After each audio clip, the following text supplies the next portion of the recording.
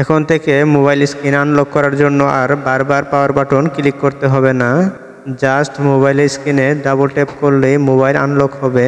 আবার যদি mobile screen double tap করি তাহলে মোবাইল স্ক্রিন লক হয়ে যাবে। তবে এই সুবিধাটি পাওয়ার জন্য আমাদেরকে মোবাইল থেকে দুইটি সেটিংস অন করতে হবে। তাহলে চলুন এই সেটিংসগুলো কীভাবে অন করতে হয় শিখে আসি।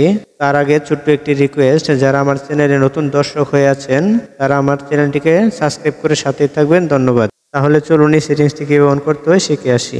এই সেটিংসটি অন করার জন্য আমরা প্রথমে চলে যাব সেটিংস অপশনে। সেটিংস অপশনে আসার পর আমরা প্রথমে সার্চ অপশনে একটি ক্লিক করব। সার্চ অপশনে ক্লিক করে লিখব ডাবল, DUBLE ডাবল। ডাবল লেখার পর আমরা দুটি অপশন দেখতে পারবো, double tap to turn off screen, double tap to turn on screen.